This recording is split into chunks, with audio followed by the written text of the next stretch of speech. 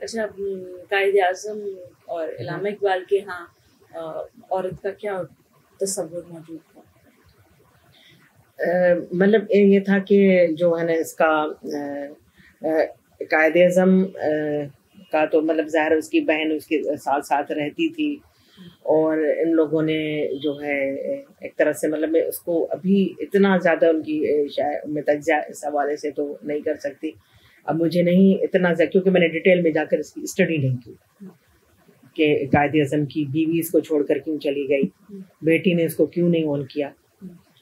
تو جبکہ میں اس کے علاوہ میں نے اس طرح کے انٹرویوز کیے ہیں جو بہت مشہور بندے رائٹرس ہیں، مطلب ہمارے کنٹمپریری رائٹرس ہیں، ان کی بیویوں کے انٹرویوز کیے ہیں، ان کی بیویوں کے ویوز لیے ہیں کہ کیا ہے. تو پوری دنیا ایک طرح سے اس بات کو دیکھ رہی ہوتی ہے، اس کی بیوی دوسری نظر سے. تو میں نے آنیسٹلی ابھی آپ نے سوال کیا ہے، میں نے آنیسٹلی ان دونوں کو اس پوائنٹ آف ویو سے ابھی کبھی دیکھا نہیں ہے، سوچا نہیں ہے. تو میں صرف وہی بتا سکتی ہوں جو ان لوگوں کی شاعری میں یا ان کے نظرے میں موجود ہوگا. تو اب قائد اعظم کی بیوی اگر چھوڑ کر چلی جاتی ہے تو ظاہر ہے اس نے بھی ایک کوئی چیز یقیناً ان کو دیکھا ہوگا. تو ضیاء اور مشرف کا دور کیسا دور تھا عورت کے لیے؟ مطلب ضیاء کا دور تو ایک طرح سے تھا کہ اس نے پوری لوگوں کی مطلب کوئی بھی فوجی دور سارے، مطلب صرف ضیاء اور مشرف کی بات نہیں ہے، تمام جو بھی فوج یہاں آتی ہے تو وہ کچلتی ہے عوام کے شعور کو، پہلے عوام کے شعور کو کچلتی ہے تاکہ اس یہاں سے کوئی مزاحمت نہ ابھرے. تو اس طرح سے عورتوں کو حقوق کو بھی ہمیشہ جو ہے وہ دیا تاکہ جہالت رہے، اور جو ہے نا لوگ بالکل اس طرح مطلب جیسے ایک آپ نے دیکھا ہوگا کہ کچھ لوگ کا جو ہے نا منت مانتے ہیں کہ اگر ہمارا بچہ جو ہے وہ زندہ رہے گا تو اس کو لوہے کا ٹوپ پہناتے تاکہ اس کا دماغ نہ ہو. تو فوج تو ایسا کرتی ہے کہ تاکہ کوئی پرورش مطلب نہ ہو، تو انہوں نے ہمیشہ عورتوں کے حقوق کو کچلا ہے. لیکن ضیاء کے دور کی بات یہ ہے کہ اس میں اتنا زیادہ یہ 11 سال تو اس کو بہت لمبا عرصہ ملا یہ سارا کھیل کھیلنے کا، تو اس نے اتنا زیادہ انسانی حقوق اور عورتوں کے حقوق اتنا زیادہ پامال کیا کہ ان تمام چیزوں نے جنم لیا. لیکن دوسری طرف سے فائدہ یہ ہوا کہ بہت جو پاکستان میں ایک شاہکار ادب ہے، جیسے پارٹی مطلب کوئی نہ کوئی ثانیہ جو ہے وہ ایک اچھا ادب، جیسے اگر پارٹیشن ہمارے پاس نہ ہوتا، ہم پارٹیشن کی فیور تو نہیں کر رہے، مگر جو اتنا بڑا ثانیہ نہ ہوتا تو ہمیں منٹو، کرشن چندر، رسمت چغتائی، ہمارے پاس یہ سارا لٹریچر ہوتا ہی نہیں. کیوں مطلب لکھتا پھر منٹو اس طرح کی کہانی، اور کیوں ہم نے منٹو کو یاد کیا ہوا تھا، کیوں ہم کرشن چندر کو، یا اس طرح سے اگر ضیاء نہ آتا نا تو اتنا یہ والا لٹریچر نہ آتا ہمارے پاس، جتنی مزاحمت ہے، جتنی نفرت اور یہ ساری چیزیں. لیکن اس کے باوجود بھی ایک جو ہے یہاں کربلا نہ ہوتا، مطلب میں اسلام اور کربلا کے حوالے سے کربلا جیسا واقعہ نہ آتا تو صدیوں تک لوگ اس سے نہ مطلب کرتے، ایک ظلم کے خلاف لڑتے ہیں. تو جو ہے یہ بھی ایک سمبولک طریقے سے یہ ساری چیزیں ہیں. تو یہ دونوں دور بہت مطلب ہر مشرف کا دور کیسا تھا؟ وہ بھی ہم یہ بھی کہہ سکتے ہیں کہ ضیاء کا دور وہ کیٹلسٹ تھا، کیونکہ اس کے بعد ہی ویف بنا، شرکت گاہ بنی اور یہ عورتوں کی تحریک شروع ہوئی. تو وہ ایک کیٹلسٹ تھا جس نے یہاں کی عورتوں کو اس تحریک کو شروع کرنے اور پھر اس میں ایفرٹ کرنے کے لیے سرگرم کر دیا. نہیں، مشرف کے دور میں بھی ظاہر ہے ایک طرح سے جو بھی بندہ ایک جمہوریت ہم عورتوں کا بھی سروائیول یا جو بھی ایک طرح سے کہ لبرل سوچ کا جو سروائیول ہوتا ہے وہ جمہوریت میں ہوتا ہے. بری جمہوریت بھی گوارا ہوتی ہے کہ آہستہ آہستہ کر کے لوگوں کا ذہن ہوگا، اور جو بھی آرمی آتی ہے وہ سر کو چلتی ہے، اور وہ کبھی بھی ہم لوگوں کی ہماری فیور میں اس طرح سے نہ ہوتی. اب ضیاء اور مشرف کو ہم اس لیے نہیں ملا سکتے کہ ضیاء نے اس طرح کی کھلم کھلا جو یہ قوانین کیے، لیکن مشرف کی بھی پالیسی میں کوئی اس طرح کی بات نہیں تھی جو کہ عورتوں مطلب ہمارا مشرف کے ساتھ کے حوالے سے بھی جو مجھے ابھی بہت ڈیٹیل سے میری یادداشت ایسی ہے تو میں اپنے حوالے سے بھی چیزیں یاد نہیں رکھ سکتی، میں پوائنٹس نکال کر آپ کے لیے میں نے رکھی ہوئی تھی نا، مگر مشرف کے زمانے میں بھی کئی دفعہ ہم لوگ سڑکوں پر آئے اور مطلب اس نے بھی اس طرح کے قوانین یا اس طرح کی جو ہے نا نقطۂ پیش کیے جس کی وجہ سے ہم لوگوں کو بہت زیادہ مزاحمت کرنی پڑی. تو جو ہے کوئی بھی بہت برا بہت اچھا نہیں، لیکن سارے کے سارے ڈکٹیٹر جو ہیں وہ ایک عام شعور کو، جمہوریت کو، عورت کو مطلب عورت کو تو جب تک وہ لوگ اس کو نہیں کچلتے، عورت کو نہیں کچلتے، تب تک وہ جمہوریت تک نہیں پہنچتے، تب تک جو ہے نا وہ پوری ملک کا پوری قوم کا شعور کچل نہیں سکتے. تو عورت ان کا پہلا ہدف ہوتی ہے. اچھا، جو جینڈر بیسڈ وائلنس ہے، جینڈر بیسڈ ڈسکریمنیشن ہے یا جینڈر آپریشن ہے، اس کو انکاؤنٹر کرنے کے لیے پاکستانی عورت کے اندر وہ کچھ بیسک کریکٹرسٹکس کیا ہونی چاہیے، اس کو کیا ایکسپرٹیز حاصل کرنی چاہیے، کن چیزوں پہ کام کرنا چاہیے کہ وہ ایک ناہموار سماجی رویے وہ بہتر طریقے سے رسپونڈ کر سکے؟ مطلب وہ تو سب اپنی اپنی فیلڈ پہ کام ہو رہا ہے اور اس میں این جی اوز کا بہت زیادہ ہاتھ ہے، این جی اوز کا اور پرائیویٹ سیکٹرز کا بھی، اور اس کے علاوہ انفرادی طور پر جو رائٹرز ہیں یہاں اور حوالے سے. اب یہ تھا کہ ان لوگوں نے ایک جو یہاں کی جو یہ فورسز ہیں عورتوں کے حوالے سے مختلف، ان لوگوں نے ہی جو ہے ان لوگوں کی سالوں کی جدوجہد تھی جو ان لوگوں نے اسمبلیوں میں پہنچ کر عورتوں کی جو ہے نا سیٹیں بڑھائیں، تو مطلب اس طرح سے جو قوانین میں ترمیم کروا رہے ہیں، یہ ان کی سالوں کی جدوجہد ہے جو اب جا کر یہ ہو رہی ہے. اور یہاں پر عورتوں کی جدوجہد بہت مختلف اور ایک بڑے پلیٹ فارم پر ہو رہی ہے. کچھ عورتیں ہیں جو صرف ڈیولپمنٹ میں کام کر رہی ہیں، اور کچھ اس طرح کی چیزیں عورتیں ہیں جو سیاست کے حوالے سے وہ دیکھ رہی ہیں، جبکہ ہم سب ایک ہی پلیٹ فارم سے تعلق رکھتے ہیں، لیکن ہر ایک کی ایکسپرٹیز ڈفرینٹ ہے. بحثیت میں پوچھنا چاہ رہی تھی کہ بحثیت ایک عام عورت کی، پاکستان کی لے مین، انفرادی طور پہ عورت کو اپنے اوپر کیا کام کرنا چاہیے، اس کو اپنے اندر کیا پیدا کرنا چاہیے جس سے وہ اس انیکوالٹی بیسڈ بیہیویئر کو رسپونڈ کر سکے؟ بھائی اس میں مطلب ایک اکیلی عورت کو تو یہی ہوتا کہ اس کو چاہیے کہ وہ ضرور ایجوکیشن حاصل کرے، اس کو اپنا ایک ٹول بنائے، یا وہ اکنامک امپاورمنٹ اپنی کرے، اس کو اپنا ٹول بنائے، یا اپنی سوشل موبلٹی جو ہے اس پہ کرے، تو کانفیڈنس لائے، اویئرنیس کرے. مطلب ایسے کون سے اوصاف اس کو اپنے اندر ضرور پیدا کرنے چاہیے اور اس پہ کام کرنا چاہیے جو اس کو اس معاشرے کے اندر سانس لینے اور جینے کی. لیکن اگر آپ بات ایک عام عورت کی کر رہی ہیں تو اسے کون پوچھے گا کہ تم تعلیم حاصل چاہتی ہو یا نہیں چاہتی ہو، یا جو ہے نا تم اس طرح سے رہتی ہو یا نہیں رہتی ہو. مطلب ان کو تو جو ہے اس طرح سے آپ کو پتہ ہے کہ یہاں آنر کلنگ میں کس طرح سے عورتوں کو مارا جاتا ہے، قتل کیا جاتا ہے، اور فیصلہ سازی میں ان کا کوئی اختیار ہی نہیں ہوتا. تو کسی طرح سے تو وہ عورت کا ڈیسیشن بنے اس حوالے سے کہ جو ہے میں سب سے پہلے تو وہ عورت یہ چاہے گی کہ جتنی میری زندگی ہے اتنا مجھے جینے دو. مطلب یہاں تو سب سے پہلے عورت یہی چاہے گی کہ میں زندہ رہنا چاہتی ہوں اپنی مرضی سے، اور اس کے علاوہ اپنی زندگی کے جو فیصلے ہیں وہ خود کرنا چاہتی ہوں. مطلب حالانکہ مزاحمت اور عام عورت ایسا نہیں چاہتی. مطلب عام عورت جو ہے وہ ان لوگوں کے جو ہے سر نہیں جھکاتی کہ ہاں ٹھیک ہے جو ہم تقدیر میں لکھا ہے وہ میں کر رہی ہوں. وہ ہمیں اس لیے پتہ چلتا ہے کہ کہیں نہ کہیں سے ان عورتوں کی مزاحمت سامنے آتی ہے، اس لیے تو کٹ کٹ کے مرنے کے بعد بھی وہ اپنے فیصلے کر لیتی ہیں. مطلب شادی جو ہے ان لوگوں کے ساتھ بھاگ جاتی ہیں، شادی کر لیتی ہیں.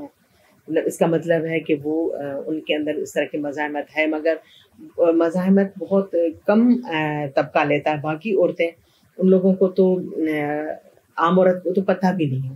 بہت ساری ایسی عورتیں ہیں جن کو پتہ نہیں ہے کہ تعلیم ان کا حق ہے، زندہ رہنا ان کا حق ہے، اور جو ہے وہ اس کے علاوہ کیا کر سکتی ہیں. تو باقی جو کام ہو رہا ہے ہمیں یہ دیکھنا ہے کہ ہم بالکل اس عورت تک کیسے پہنچے. وہ عورت ٹی وی نہیں دیکھتی, وہ عورت جو ہے وہ کتابیں نہیں پڑھتی, نظمیں نہیں پڑھتی, اور جو مطلب باہر ہے. تو ایک حد تک این جی او نے اس طرح سے کام کیا ہے, لیکن این جی اوز میں بھی یہ ہے کہ sorry for interruption, N G Os پہ بات کرنے لگی تو میں سوال بھی ایڈ کر دوں تاکہ وہ تفصیلی جواب ہو جائے. پاکستان کے اندر جو جینڈر کے اوپر کام کرنے والی یا خواتین کے لیے کام کرنے والی این جی اوز ہیں, ڈیولپمنٹ سیکٹر ہے یا پرائیویٹ سیکٹر ہے, ان کے اس کام کرنے سے یہاں کی عام عورت کو جینوئنلی کوئی ریلیف ملا ہے کہ نہیں ملا؟ مطلب اس سے بہت زیادہ آیا ہے, اور خاص طور پر یہ بی جی کانفرنس میں بہت زیادہ یہاں این جی اوز نے کام کیا, اور کافی آگے تک یہاں لوگوں کو, مقامی لوگوں کو روزگار ملا. لیکن یہاں پر جو ہے ایک طرح سے وہ چیز آگے جا کر کہیں نہ کہیں پر افادیت کھو دیتی ہے جب وہاں اسی طرح کے دوسرے چہرے نکل آتے ہیں.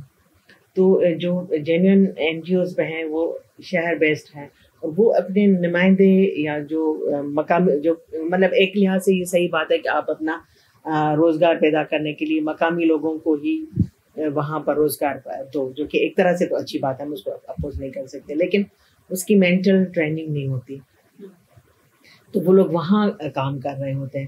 تو اس لیے بہت زیادہ, اور بہت سارے این جی اوز ایسے بھی ہیں, جیسے اگر ہم 100 این جی اوز لے لیں تو اس میں 40% این جی اوز ہیں جو بہت محنت سے اس طرح سے کام کر رہے ہیں, 60% جعلی ہے. جعلی مطلب اس طرح سے ہیں کہ وہ صرف لکھا پڑھی میں کا اپنے اس میں کام کرتے ہیں, لیکن ان لوگوں کا اصل مقصد وہ نہیں ہوتا. ان کو ایک طرح سے روزگار چاہیے. اب جیسے ہم لوگ وومن اسٹڈی والی بات کر رہے تھے نا پہلے, اس طرح سے جو لوگ, وہ لوگوں کو پہلے ہوتا تھا کہ ہم گورنمنٹ سیکٹر میں جائیں, وہاں کے جو بہت ساری فیسلٹیز ہیں, اب کہتے ہیں کہ ہمیں این جی اوز چاہیے, باہر کے ٹور بھی لگتے ہیں اور یہاں پر اچھا کھانا بھی ملتا ہے, یہ ساری چیزیں, تو اب وہ این جی اوز میں جاب کرنے لگے ہیں.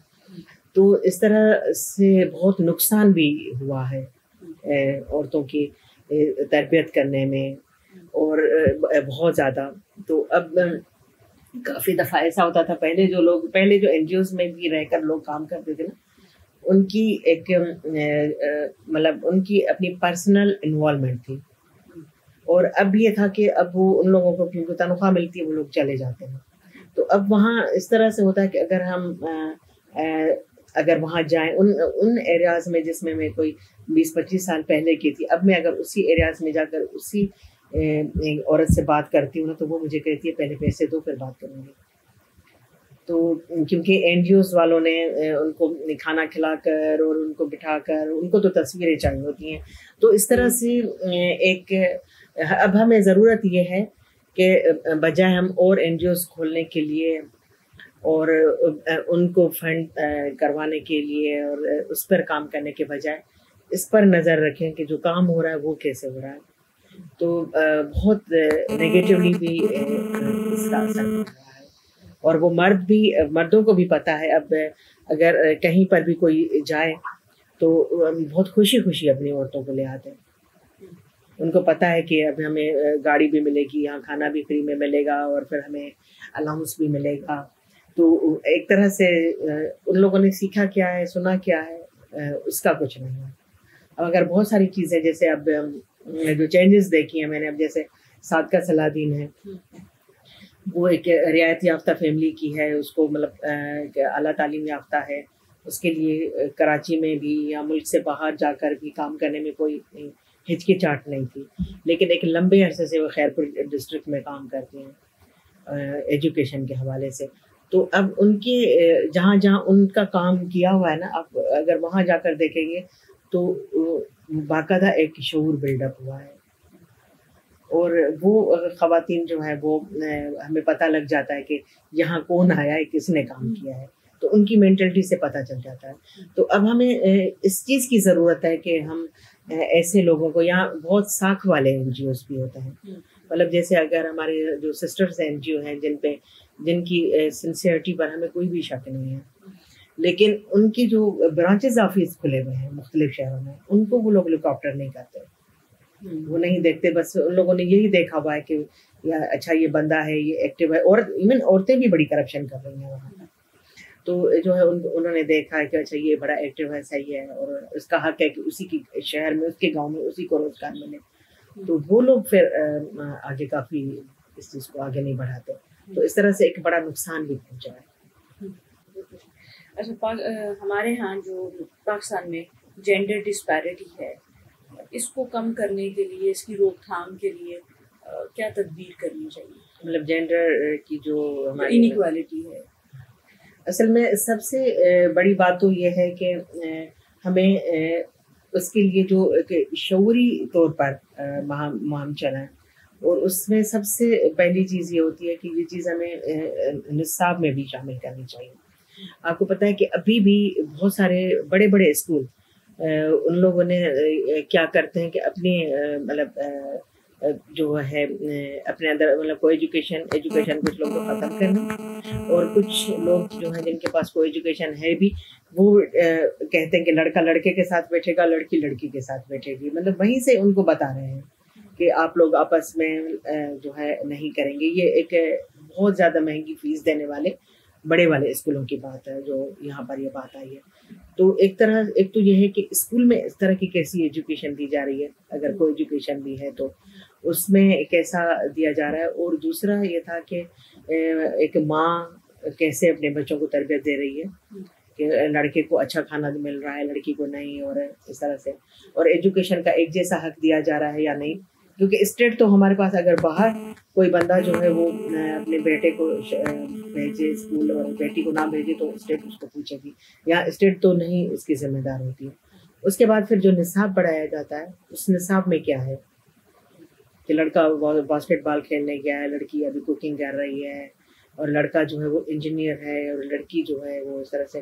تو یہ ایک طرح سے چاہے کوئی بھی نصاب لے لیں، مطلب صرف میں سندھی میڈیم یا اردو میڈیم کی بات نہیں کریں، اور بھی کوئی بھی نصاب ہو، اس میں بھی بڑا ڈسکرمنیشن ہے جو پتہ بھی نہیں چلتا، کوئی نوٹ بھی نہیں کرتا کہ یہ کس طرح کا زہر ہمیں ہماری رگوں میں ہو رہا ہے.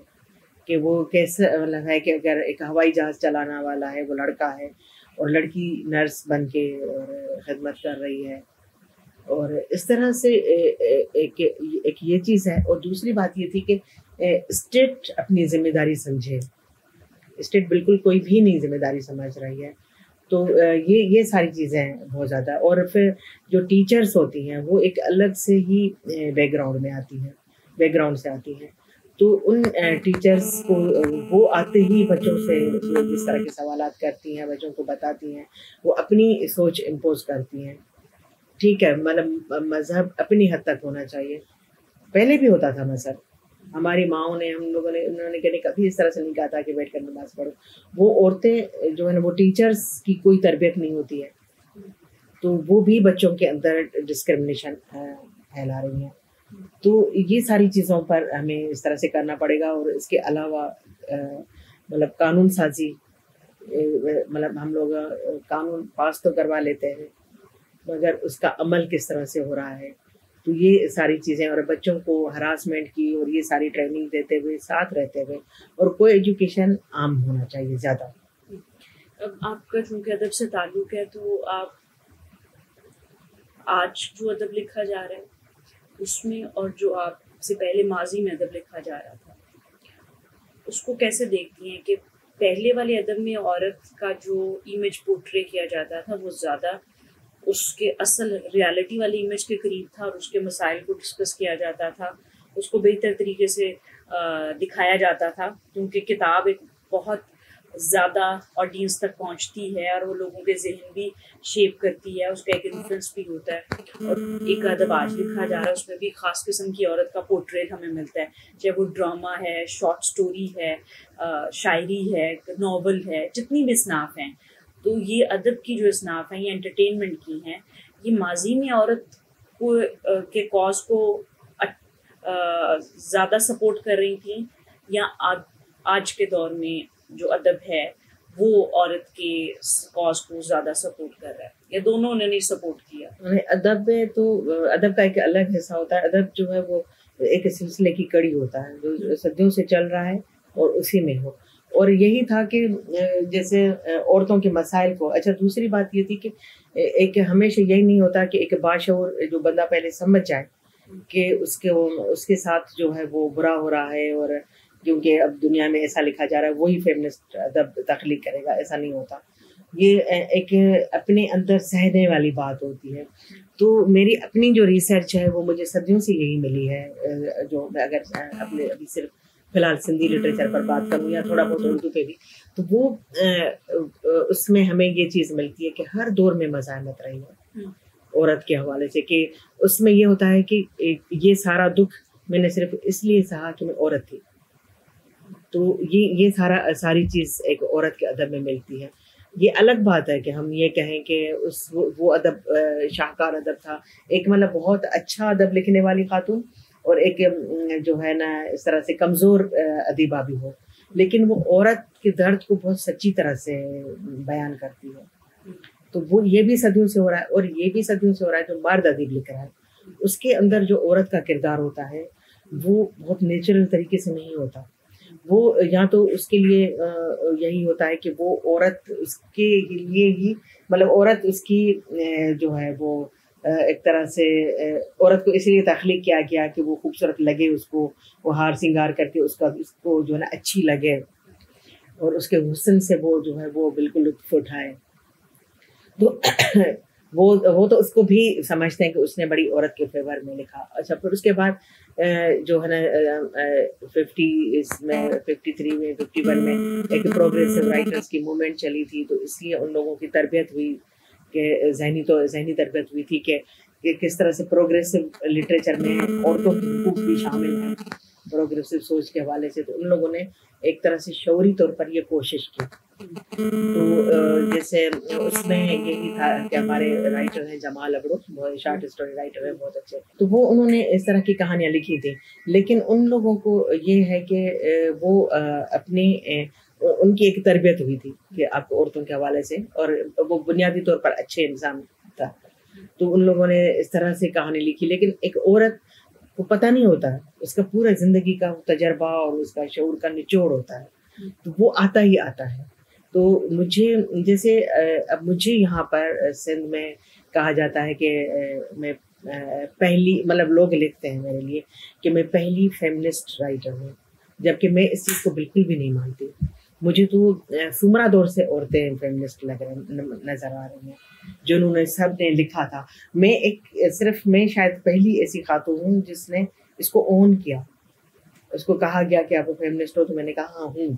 تو اس طرح سے یہ نہیں ہے کہ میں تھی پہلی نہیں ہوں. تو مطلب مجھے کوئی بھی اچھا دوسری بات یہ تھی کہ مجھے وہ عورتیں تو یہ ایک شاید ایک عورت کا اپنے سندھ کی وجہ سے اتنے وہ اپنی ذاتی زندگی میں اتنے ایک ٹریجڈی دیکھتی ہے، اتنے درد دیکھتی ہے جو وہ اس کے مطلب ادب میں جھلکتے ہیں، خود دیکھتی ہے یا دوسروں کے دیکھتی ہے، مشاہدہ تجربہ، اور ایک سچائی جو ہوتی ہے وہ ادب کو مطلب مضبوط بناتی ہے. تو وہ آ گیا اس کے اندر.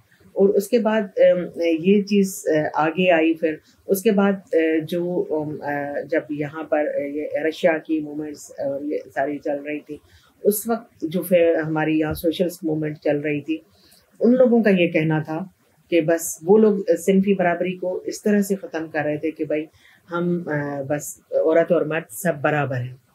اور مطلب ان کی جو لیفٹ کی موومنٹ یہاں چل رہی تھی، یا آپ 80s کا لے لیں یا کچھ بھی نا، تو بس سب برابر ہیں اور اس کے لیے الگ سے نہیں لکھنا ہے، اور سب جو ہے نا وہ اس طرح سے. اور مگر یہ تھا کہ اندر سے وہ نہیں نکال سکے. میں بھی اپنی سوچ کے حوالے سے لیفٹ سوچی ہوں، لیکن میں اس کی موومنٹ میں کبھی نہیں اپنے آپ کو فٹ کر پاتی. تو اس میں یہ ہوتا تھا کہ اگر وہاں ایک چل رہی ہے میٹنگ چل رہی ہے اور وہ لوگ بہت بڑی بڑی تقریریں کرتے تھے کہ ہم جو ہے نا صنف کو مانتے ہی نہیں ہیں، مرد عورت برابر ہے. چائے آتی تھی تو کسی لڑکی کو کہتے تھے چائے بنا، تو یہ تو عورت کا کام ہے. مطلب اپنے اندر سے اس چیز کو نہیں نکال پائے، نہیں نکال سکے. کانسیپٹ انٹرنلائز ہاں تو وہ اس کانسیپٹ کو بھی نہیں کرتے تھے، اور وہ بڑا خوش ہوتے تھے کہ ہم بڑے لبرل ہیں، ہم عورتوں کو الگ. اچھا اس زمانے میں بہت سختی سے اس بات کی پروپیگنڈا کی گئی کہ جو عورتیں جو ہے اس پہ بوسینا پہ نہیں لکھیں گی، جو مطلب ویٹنام میں نہیں لکھیں گے، جو مطلب اس چیز پر نہیں لکھے گا، وہ بڑا رائٹر ہو ہی نہیں سکتا، اور یہ کیا آپ لوگ ذاتی دکھڑے لے کر بیٹھ جاتے ہو. تو اس وقت فیمنسٹ لٹریچر کی بہت جو ہے مطلب عورتوں جو اپنی اس طرح کی جو چیزیں لکھ رہی تھیں تو اس پر تنقید کی جاتی تھی. تو کہ آپ جو ہے نا مطلب دنیا کے سارے معاملات کو چھوڑ کر صرف اپنی اس طرح سے تو میں ہو. لیکن بہرحال اس مومنٹ کے رہتے ہوئے بھی اور عورتیں اپنا لکھ رہی تھیں، اور وہ ساری چیزیں وہ سب کچھ مطلب چھپا بھی اور ساری چیزیں تھیں. تو اس طرح سے جو ہے وہ عورتیں صدیوں سے لکھتی رہی ہیں، اور کبھی بھی کوئی بھی ایسا دور نہیں آیا جس میں عورت نے جو ہے نا اپنی زندگی کا تجربہ نہ لکھا ہو. اور میں اب جان بوجھ کر حالانکہ میں اردو لٹریچر کے بھی حوالے دے سکتی ہوں، مگر کیونکہ وہ بہت سارے لوگ دیں گے، سندھی لٹریچر کا شاید نہ آئے، تو اس حوالے سے. اچھا دوسری بات یہ تھی دلچسپ میرے لیے ہمیشہ اسٹڈی یہ رہی ہے کہ وہ عورتیں جو فیمنسٹ کہلانے پہ بہت زیادہ سخت ناراض ہو جاتی ہیں. اچھا پھر ہمارے پاس ایک اس طرح کی چیز چلی 80s کے اس موومنٹ کے بعد، لیفٹ کی موومنٹ کے بعد، جو کہ ابھی تک جاری ہے. اس میں یہ تھا کہ کسی کو فیمنسٹ کہہ دینا اس کا مطلب ہے کہ ہم عام دھارا سے کٹ جاتے ہیں اور ایک الگ سے ایک سرکل ہے اس میں بند ہو جاتے ہیں، پھر ہمیں صرف فیمنسٹ ہو کے ہی دیکھا جائے گا. مثلا اگر ابھی کوئی اپنی ریسرچ کمپائل کرے گا نا تو اس میں لکھے گا کہ بھی پاکستان کی جو ہے نا وہ بڑے بڑے رائٹر تھے، مہتاب محبوب ہے، نور الدا شاہ ہے، فلاں فلاں جو بھی ہیں، یہ بڑے بڑے رائٹر ہیں. ہاں عورتوں کے ایشوز پر عطیہ داؤد نے لکھا، تو پھر اور عورتیں ڈر جاتی ہیں کہ جو ہے نا مطلب ہمیں ایک الگ سے خانے میں دیکھا جائے گا. تو اگر ہمیں کوئی اس طرح سے اب یہ کہے گا کہ ہم فیمنسٹ ہیں یا ہم عورتوں کے ایشوز پہ لکھتے ہیں تو پھر ہمیں عام دھارا میں یہ لوگ نہیں شامل کریں گے. تو ایسی عورتیں جو ایک بہت سافٹ کارنر رکھتی ہیں وہ ڈر جاتی ہیں. تو جب میں ایک اثر کے ساتھ کام کرتی تھی اور میرا یہ کام تھا کہ میں عورتوں کے ساتھ جا کر بات کروں، تو اس زمانے میں حیدرآباد میں مختلف شہروں میں جا کر خواتین کو بلاتی تھی، تو وہ بہت ڈر کے آتے تھے کہ ہمیں کہیں لیبل نہ لگ جائے. اور وہ کہتی تھی کہ دیکھو تم ہماری دوست ہو، مگر یہ تھا کہ نہیں ہم اس طرح سے اس کوئی لیبل میں نہیں رہنا چاہتے. اور پھر ہمیں لوگ جو ہے وہ کچھ عورتیں کہتی تھی کہ بہت مشکل سے تو ہم اب اس اسٹیج پر آئے ہیں جو ہم مردوں اور ایک ہی مطلب اس میں قطار میں بیٹھ رہے ہوتے ہیں، ورنہ عورتوں کے لیے الگ پنڈال میں رکھتے تھے، آپ ہمیں پھر الگ کرنے آ گئی ہیں. تو جو ہے یہ ساری چیز یہ ایک بڑی باؤنڈری تھی جو کہ ابھی تک جاری ہے. تو ابھی بھی اور مگر مزے کی کیا مگر ٹریجڈی کی بات یہ ہے کہ وہ عورتیں جو خود کو نہیں کہلاتی فیمنسٹ شاعرہ، اور وہ ہم سے اپنا تعلق اس لیے ہم سے قطع تعلق آتا ہے کہ کہیں ان کی صحبت میں رہ کر میں فیمنسٹ نہ کہلاؤں، اور وہ وہاں کھڑی ہے، وہ مرد ان کو بھی شامل نہیں کرتے مین دھارا میں. پھر بھی وہ لکھتے ہیں کہ جو عورتوں کا ادب لکھا گیا اس میں یہ بھی شامل ہے، تو وہ پھر بھی ان کو مین اسٹریم سے کاٹ دیتے ہیں. تو اس طرح سے جو ہے ایک بہت عورتوں نے اس طرح سے کیا. لیکن ایک کافی لمبا عرصہ تھا جس میں اکیلی کھڑی ہو کر اس طرح سے کرتی تھی. پھر ٹھیک 10 سال کے بعد امر سندھو اور عرفانہ ملا، یہ ایک یونیورسٹی سے مطلب یہ بہت زیادہ اعلیٰ تعلیم یافتہ خواتین ہیں دونوں، اور دونوں پڑھی لکھی ہیں. خیر ان لوگوں نے بھی اپنے آپ کو اعلان کہا کہ بھئی اگر ہم فیمنسٹ ہیں یا ہمیں کہا جا سکتا ہے. اس کے بعد پھر آہستہ آہستہ کر کے یہ خواتین ہمارے سرکل میں آئیں. لیکن ہمیں پھر بھی اچھا دوسری بات یہ بھی ہے کہ جو یہ تو چلے ٹھیک ہے، ہم لوگوں نے 2-4 خواتین ہیں جس نے اس لیبل کو قبول کیا، لیکن جو 1955 میں 1960 میں 1990 میں جب بھی کمپائل کی گئی ہے ریسرچ سندھی لٹریچر کی، تو اس میں ہمیشہ جو نام ملتے ہیں وہ لکھتے ہیں کہ کہانی میں یہ بڑے بڑے نام، شاعری میں یہ بڑے بڑے نام سب، اور 2-3 نام جو ہے نا یہاں تک کہ ادب کی تاریخ میں بھی 2-3 نام پھر آخر میں عورتوں کے لیے لکھتے ہیں کہ ہاں عورتانہ ادب میں. تو بھائی پھر کس کو فیمنسٹ آپ کہہ رہے ہیں؟ آپ لوگوں نے تو خود ہمیں اس دھارا سے الگ کیا ہے کہ عورتانہ ادب کیا ہوتا ہے. یہ 60s مطلب اتنا دور رہ کر بھی وہ لوگ اس طرح سے کرتے تھے. تو یہی وجہ ہے کہ اب ایک طرح سے اس مومنٹ کو ادب میں لکھنے کے حوالے سے اس طرح سے ہوتا ہے. اچھا دوسری بات یہ تھی کہ ایک میری تو وہ خواتین جو بہت سختی سے اپنے آپ کو تردید کرتی ہیں کہ وہ فیمنسٹ نہیں ہیں، ان کی تحریروں میں سے ایک شدید فیمنزم ملتا ہے، جو کہ مطلب اور ایک بہت نئے اینگل سے ملتا ہے. تو وہ مطلب مجھے نہیں اندازہ کہ جو ہے وہ صرف اس خوف سے جو کہ اس کو سوسائٹی نے کیا ہے. تو ابھی بھی مطلب 2017 میں اگر ہم کھڑے ہیں تو اب 2-3 سال پہلے جن خواتین نے لکھا ہے ان میں بھی جو ہے ایک بہت نئی سوچ ملتی ہے. مطلب فیمنسٹ یہ نہیں کہ ہم صرف درد کی بات کرتے ہیں یا بس ایک مضبوط عورت کی بات کرتے ہیں. جس طرح سے اگر میری شاعری میں جو عورت ہے وہ یہ کہہ رہی ہے کہ مجھے یہ مطلب ایک مزاحمتی رویہ اپنائے ہوئے کہ مجھے یہ قانون قبول نہیں ہے، یہ نہیں ہے اور میں اللہ برابر کی ہوں. لیکن ابھی 2000 میں بھی ایک لڑکی لکھ رہی ہے جو کہ میں سمجھتی ہوں کہ بہت زیادہ نئی سوچ ہے. اس کا نام ارم محبوب ہے اور اس کی ماں بھی رائٹر تھی. وہ اپنی ایک نظم میں اس طرح سے مطلب مفہوم بتا رہی ہوں کہ وہ یہ لکھ رہی ہے کہ ٹھیک ہے مجھے تم سے بہت محبت تھی مگر اور میں نے تمہیں اپنی جو ہے ایک بہت بڑا درجہ دے رکھا تھا اپنے بک شیلف میں، ایک اوپر والے خانے میں رکھ دیا تھا، لیکن ٹوٹ گیا، اب ختم ہے. مطلب یہ نہیں کہ بس جو ہے نا عورت صرف زندگی میں محبت ایک دفعہ کرتی ہے. تو یہاں پھر ایک وہی ارم نے ایک جگہ پر یہ لکھا ہے کہ میرے محبوب تم اس بات کی بڑی دعویٰ کرتے ہو کہ میں تمہیں بہت تم مجھے بہت چاہتے ہو اور مجھے سمجھتے بھی ہو، تو کیا تمہیں اتنا نہیں پتا کہ کچھ عرصہ رہنے کے بعد مجھے پرانی چیزوں سے الرجی ہو جاتی ہے. تو ایک عورت کی ریجیکشن، تو یہ بھی تو فیمنزم ہے نا. تو ایک نئی آواز کی طرح سے یہ ساری چیزیں، تو مطلب میرا یہ تھا کہ صدیوں سے چل رہا ہے، ابھی 2017 میں بھی عورتیں لکھ رہی ہیں. بالکل. اچھا ہم چاہیں گے کہ آخر پہ آپ اپنی شاعری کا کوئی پیس ہمیں سنا دیں. اس کا عنوان ہے پیار کی سرحدیں. پیار تو مجھ سے بے شک کرتے ہو، تم نے روٹی کپڑا اور مکان دینے کا وعدہ کیا ہے، اس کے بدلے جیون میرا گروی رکھا ہے اور مجھے گھر کی بہشت میں کھلا چھوڑ دیا ہے.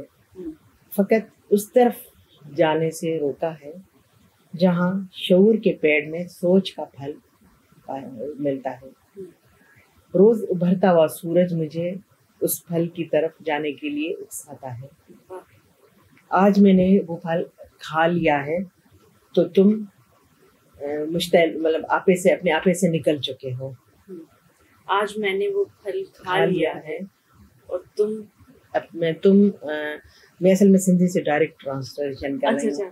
اور تم آپے سے نکل چکے. ہاں مطلب اب مشتعل ہو گئے ہو، غصے میں آ گئے ہو، تم اپنے آپے سے نکل چکے ہو. سوچ نے ذہن کی ساری کھڑکیاں کھول دی ہیں، تمہاری بہشت میں میرا دم گھٹتا ہے. میں فیصلے کی آزادی چاہتی ہوں. سوچ کے پھل نے مجھے وہ طاقت دی ہے. روٹی کپڑا اور مکان آسمان کے ستارے تو نہیں جنہیں تم توڑ سکتے ہو، باقی میں نہیں توڑ سکتی. ریتیں رسمیں اور قانون مذہب ان کو پہاڑ بنا کر میرے سامنے مت لا. شعور کی انگلی پکڑ کر انہیں عبور کر جاؤں گی.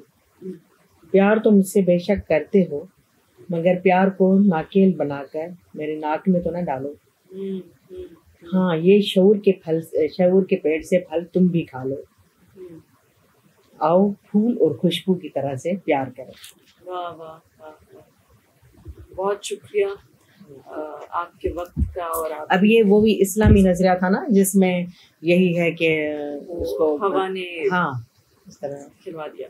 ہم آپ کے بڑے ممنون ہیں آپ کے وقت کے لیے اور آپ کی اتنی سیر حاصل گفتگو کے لیے. اور آپ سلامت رہیں، خوش رہیں اور اپنی جد و جہد میں بس ایسے جڑت کے ساتھ لگی رہیں. تو تھوڑا زیادہ جتنا بھی اثر ہو سکے وہ آپ کو تشفی ضرور دیتا ہے کہ آپ اپنے حصے کی شمع جلا کے چل رہے ہیں. تو thank you very much. Thank you.